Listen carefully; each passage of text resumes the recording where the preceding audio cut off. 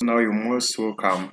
In this video, I'm going to explain how the admin can be added in the school system.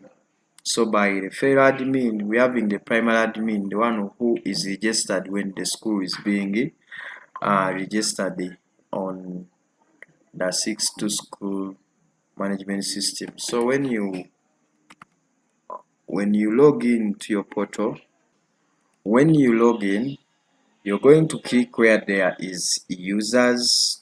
When you reach where there is users, you're going to come and click where there is add new user.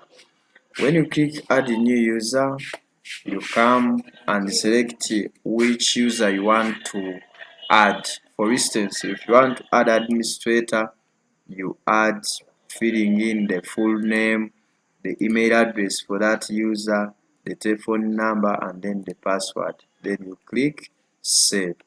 The same story with the finance admin and all the rest. Thank you very much.